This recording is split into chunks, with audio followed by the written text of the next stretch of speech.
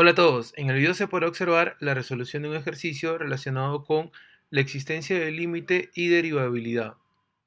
El problema nos da la gráfica de la función, la cual se muestra en la imagen.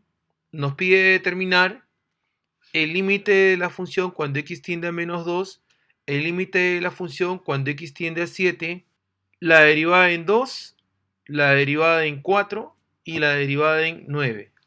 Iniciaremos determinando el límite de la función cuando x tiende a -2. Ten en cuenta que la condición de existencia y unicidad del límite nos dice que para que este límite exista, los límites laterales deben existir y ser iguales. Para determinar estos límites laterales, reconocemos que los valores que vamos a analizar son cercanos a -2. Si analizamos los números que son menores y cercanos a -2, las segundas componentes son valores muy cercanos a 0 o prácticamente 0.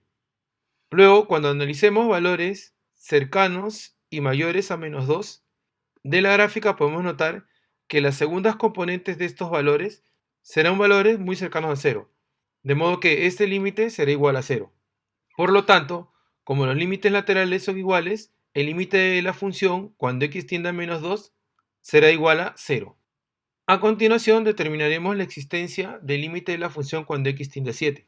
Ten en cuenta que la condición de existencia y unicidad del límite nos dice que si este límite existe, sus límites laterales deben existir y ser iguales.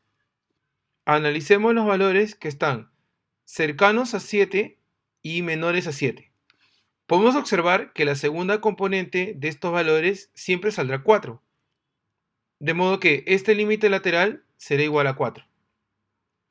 Luego analizamos los valores mayores y cercanos a 7. Notamos que las segundas componentes de la función en la gráfica toma valores muy grandes, de modo que podemos afirmar que este límite es igual al infinito. Por lo tanto, como los límites laterales son distintos, podemos afirmar que este límite no existe. A continuación determinaremos f' en 2.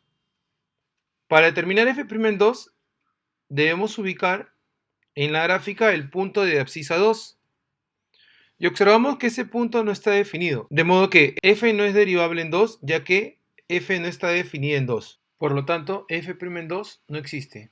A continuación determinaremos f' en 4. Para determinar f' en 4, determinemos el par ordenado 4, f de 4 en la función. Ten en cuenta que f' en 4 es la pendiente de la recta tangente a la función en el punto de abscisa 4. Reconocemos que esta recta tangente es una recta horizontal y la pendiente de toda recta horizontal es igual a 0. Por lo tanto, f' en 4 es igual a 0. Finalmente, determinaremos f' en 9.